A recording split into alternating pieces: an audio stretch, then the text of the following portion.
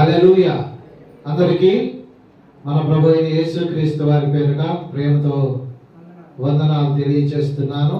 దేవుడు నాకు ఇచ్చిన మరి ఒక చక్కని శ్రేష్టమైన సమయం కొరకు ఆ దేవాది దేవునికి వందనాలు తెలియజేస్తున్నాను. వాక్యాన్ని ప్రారంభిస్తూ ఉన్నాను. బాగున్నారా? మీ అందరినీ చూడటానికి, అలాగే దేవుని వాక్యం ద్వారా మీతో మాట్లాడటానికి దేవుడు నాకు ఇచ్చిన చక్కని సమయం కొరకు వందనాలు తెలియజేస్తూ పరిశుద్ధ గ్రంథం నుండి ఒక విశేషమైన సంగతిని మీకు వాక్య రూపంలో మాట్లాడటానికి ఆశపడి ఇష్టపడుతున్నాను. ఇది నేను దేవుడు నాకు ఇచ్చిన అనుదిన ధ్యానంలో ఉండగా దేవుడు నాకు బయలుపరిచింది. నాకు ప్రార్థన చేయడం బాగా ఇష్టం.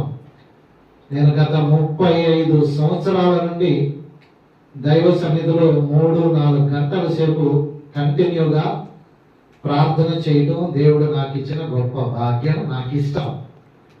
అలాగూ కొన్ని దినాల క్రితం ప్రార్థన చేస్తూ ఉండగా దేవుడు ఒక వాక్యం అంతటిని నాకు ప్రార్థనలోనే బయలుపరిచినాడు. ఆ విషయాన్ని మాత్రమే నేను మీతో చెప్పడానికి ఇష్టపడుతున్నాను.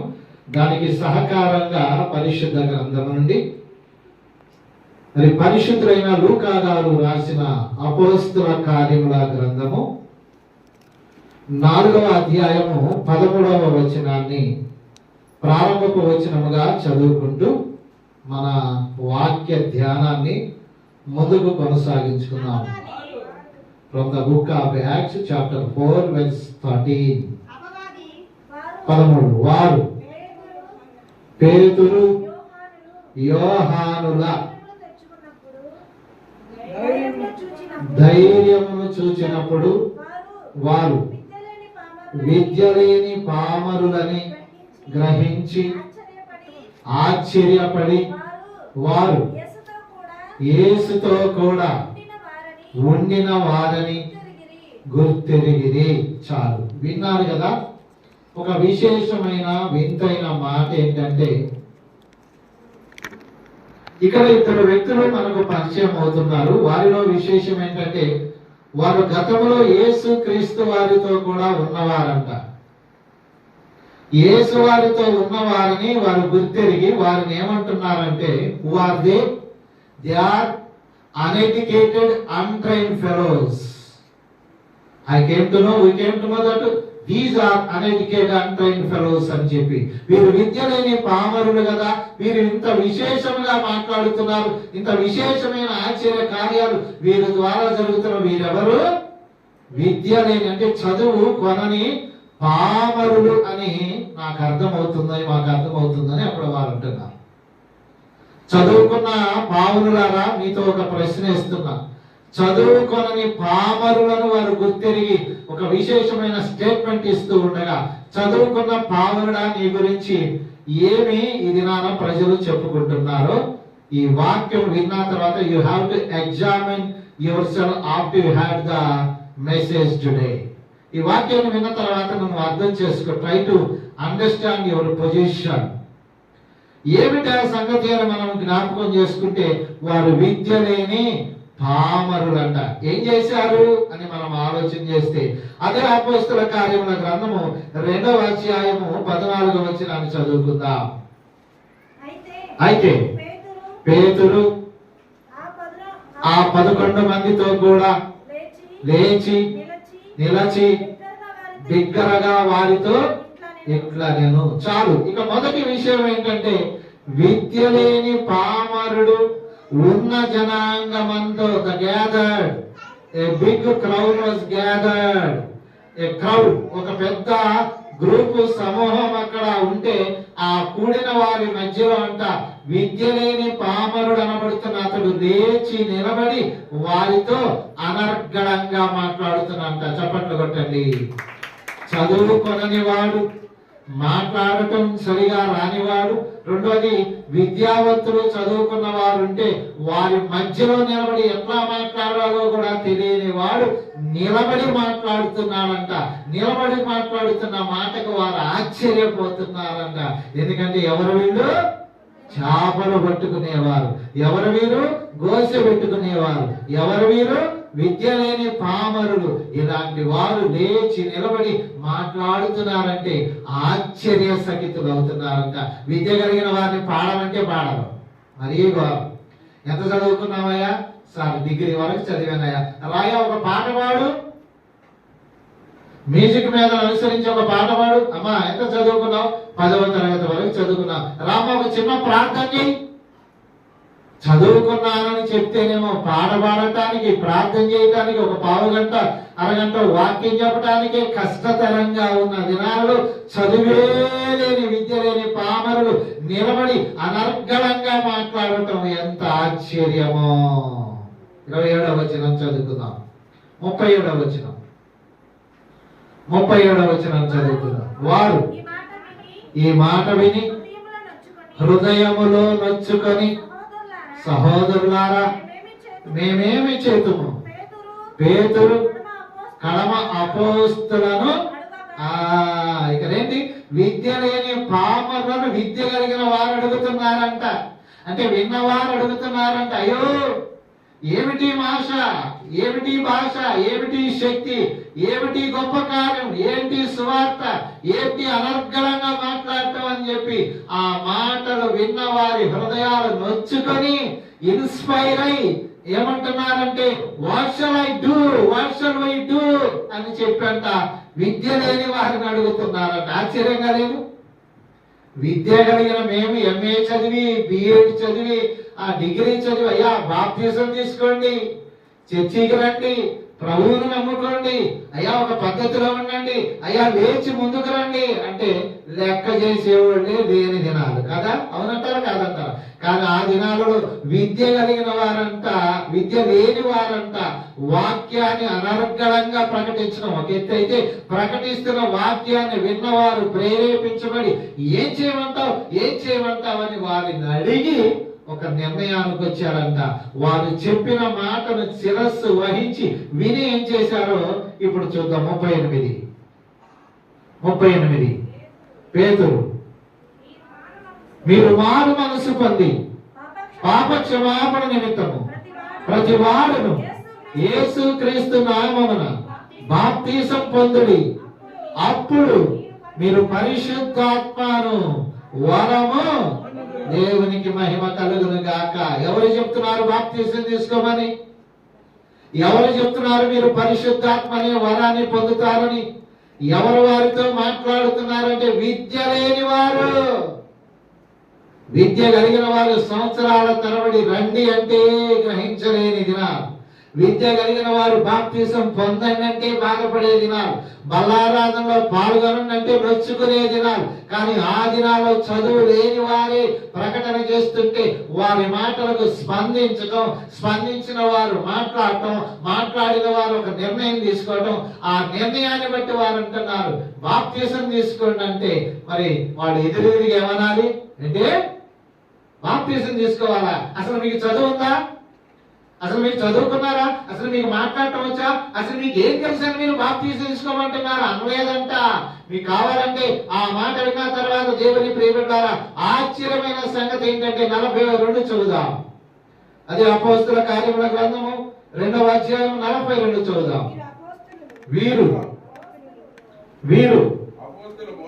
అపోస్తుల బోధయందును 41 చదువుదాం. లేకపోతే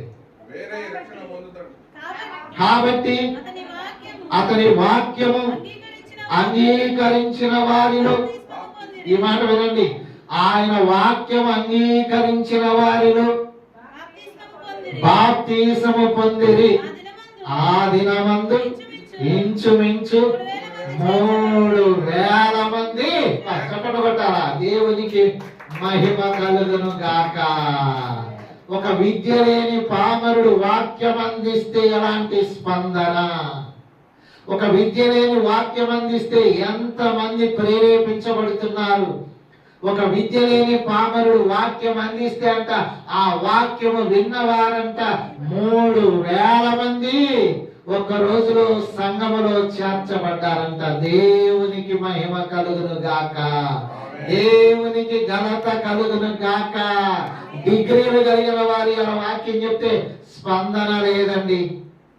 40 దినాల లెంట్ డేస్ పెడితే లెంట్ డేస్ తర్వాత చూస్తే ఇవాళ బాప్తీసం తీసుకోవడానికి ముందుకు రాని దినాలు మనం చూస్తా ఉంటాం. ఎంత కష్టపడి వాక్యం చెప్పినా, ఎంత కష్టపడి పాట పాడినా, ఎంత కష్టపడి దేవుని సేవ చేసినా, ఆత్మల రక్షణ 2 3 అంటే 2 అనగానే అనుకుంటాం. కానీ మోటివాడు, గోచెబెట్టుకునేవాడు, చేపలు పట్టడమే ఎరిగిన వాడు, ప్రభువును మాత్రమే వెంబడించడం అప్పుడప్పుడే తెలుసుకున్నవాడు, మొత్తం కలిపిన 3.5 సంవత్సరాలే అనుభవం కలిగిన ఆయనంట వాక్యాన్ని అనర్గళంగా చెప్పటం ఏంటి, ఆ వాక్యానికి నొచ్చుకోవటం ఏంటి, ఆ వాక్యం విన్నవారు మేమేం చేయాలని అడగటం ఏంటి, అడిగిన వారు ముందుకు రావటం ఏంటి, ముందుకు వచ్చిన వారు ఎంతమంది అంటే అక్షరాల దేవునికి ఘనత కలుగును గాక. నేను అంటున్నా, చదువుకున్న వారులారా, చదువుకున్న మీరు ఎవరైనా చెప్తే చర్చికి వస్తున్నారా? మీ యజమానుడు వస్తున్నాడా? నువ్వు చదువుకున్నావుగా, మరి నువ్వు చదువుకుంటే మీ అబ్బాయి ఎందుకు రావట్లేదు, మీ అమ్మాయి ఎందుకు రావట్లేదు? నీకు ఆ శక్తి లేదా? ఇక్కడ మోటోని చూసి నేర్చుకో. విద్య లేని పామరుడు అంటే వాక్యం చెప్తే ఎదురు తిరగటానికి ఆస్క ఈ దినానైతే కొట్టేస్తారు. ఈ దినానున్న పరిస్థితిని బట్టి అయితే దెబ్బలు ఖాయం, కానీ ఆ దినానైతే దెబ్బలు పట్టడానికి సాహసం చేయక, అయ్యా మేమేం చేయాలి అని అడిగి ఒక నిర్ణయాన్ని తీసుకొని ఆ నిర్ణయానికి వారు లోబడ్డారంట. దేవునికి స్తోత్రం. మరి చేరిన నువ్వు కూడా ఆలోచన చేసుకో. చాలా శక్తి కలిగిన వాడు కదా, చాలా భక్తి కలిగిన వాడు కదా, నిన్ను బట్టి ఒక్కరైనా రక్షణలోకి వస్తున్నారా? మాటలు గంటలు మాట్లాడతావు కదా, ముచ్చట్లు గంటల తరబడి మాట్లాడతావు. ప్రభు దగ్గరికి ఒక్కరైనా తెస్తున్నావా? ఆయన విని నిలబడి మాట్లాడితే 3,000 మంది వచ్చారంట. అందుకే చదువుకున్న నువ్వు సిగ్గుపడాలా. చదువుకున్న ఆయన చూసి చదువుకున్నాను, చదువు సంధ్య కలిగిన మనం అప్పుడప్పుడు అంటాం, నేనేమన్నా మొట్టని అనుకున్నావా, నేనేమన్నా చదువు సంధ్య నేను ఎలవనుకున్నావా అని అంటావు. చదువుకున్నావుగా, మరి నువ్వు పాడితే ఒక్కరికైనా ఇష్టంగా ఉంటుందా? నువ్వు వాక్యం చదువుతుంటే, వాక్యం చెబుతుంటే కొందరైనా ప్రేరేపించబడుతున్నారా? చదువుకున్నావుగా, కానీ చదువు కొనని, విద్య లేని పామరులు చెప్తే ఎంత గొప్ప ఆశ్చర్యం అంటే అన్ని వేల మంది రక్షణలోనికి రావటం చూస్తున్నాం. 3వ అధ్యాయము 1వ వచనం, అపోస్తల కార్యముల గ్రంథము.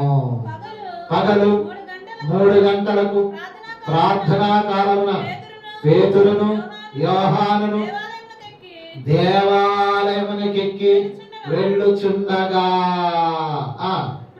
పుట్టినది మొదలుకొని కుంటివాడైన ఒక మనుష్యుడు, చాలు వినండి, ఇట్స్ న్యాచురల్ థింగ్. అయితే ఇక్కడ ఒక సామాన్యమైన విషయమే. చర్చికి వెళుతున్నారంటే ఎవరు? చర్చికి అనేకులు వెళ్తా ఉంటారు, అనేకులు ఎక్కెళ్తా ఉంటారు. మెట్లుంటాయి కనుక, పైకి కనుక, కొండ మీద కనుక వెళుతూ ఉంటారు. గొప్ప విషయం లేదు. కానీ వారితో పాటు పేతురు గారు, యోహాను గారు కూడా, అది కూడా గొప్ప ఏం లేదు. అందరితో పాటు చర్చికి వెళ్తున్నారు, గొప్ప ఏముంది? But there is an extraordinary thing was written in the book of Acts. Let us see that one.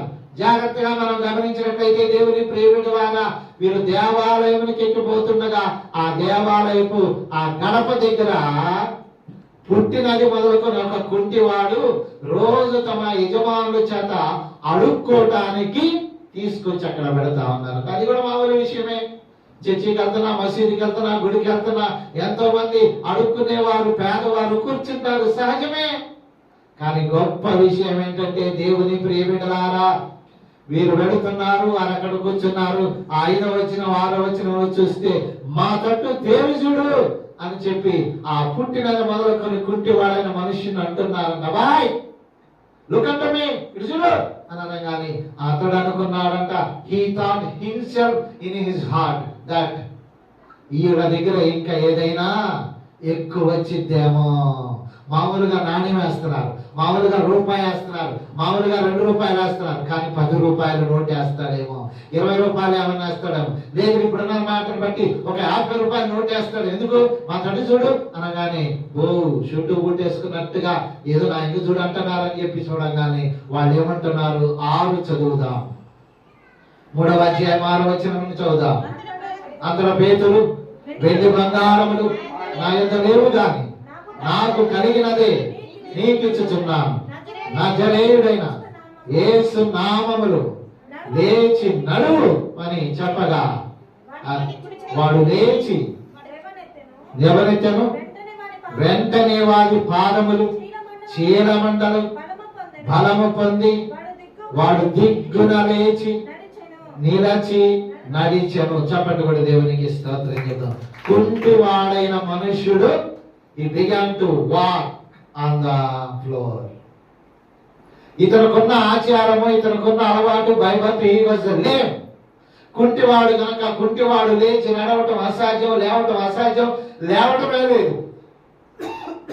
అలాంటి వాడు ఆశ్చర్యకరంగా ఈ మోటి వాడైన మనుషులు లేచి నడు అనగానే లేవటం, శక్తి పొందుకోవటం, నడవటం ప్రారంభించడం చూస్తున్నాం. ఎవరు లేవమంటే లేచాడు? ఎవరు లేవమంటే లేచాడు? లేపిన వారెవరు? లేవమన్న వారెవరు? చదువుకున్నవారా, చదువుకొనని వారా, మోటివారా? అందుకే విద్య కలిగిన వారా, విద్య లేని పామరుడా? విద్య లేని పామరులకు బుద్ధి ఉంది అనారా? ఎందుకో తెలుసా? వారు దేవుని శక్తిని ఇక్కడ ప్రసాదిస్తారు. విద్య కలిగిన వారేమో యేసు నామములో దెయ్యమా వదలు అని అంటే, దెయ్యం నా మీద పెడితే అనవసరంగా ఎందుకు వచ్చిన గొడవ? చదువుకున్నవాడి తెలివి చూడండి. యేసు నామములో వదిలిపోవును గాక అని దేవుడు అనయ్య, యేసు నామములో వదిలిపోతాను. వీడి మేధాశక్తి ఎంత గొప్పదంటే, ఒకవేళ దెయ్యం బాపతే మన మీద పడితే ఎందుకు వచ్చిన గొడవ? కానీ విద్య లేని వారు అంత దూరం కావట్లా. యేసు నామములు అని చెప్పి ఆ యేసు నామములు ఆజ్ఞాపించగానే ఆ శక్తి ఆ కుంటి వాడి మీదకి రావటం, అతని అవయవాలకు బలం పొందుకోవటం, లేవటం, నడవటం, గంతులు వేయటం చూస్తున్నాం. ఎవరి ద్వారా? ఎవరి ద్వారా?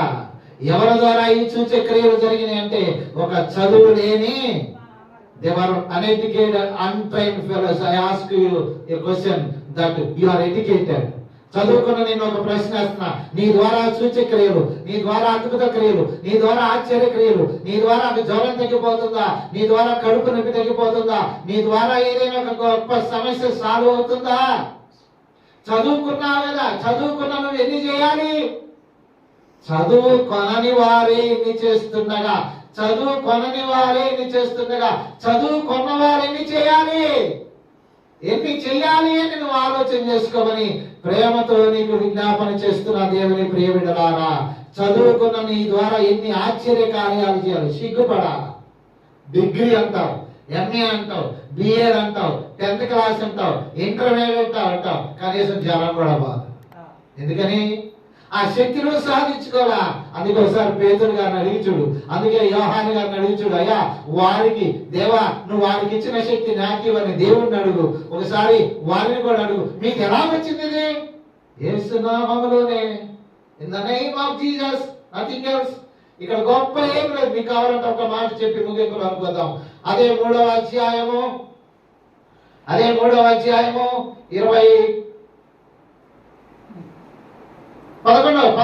వచనం చదువుదాం.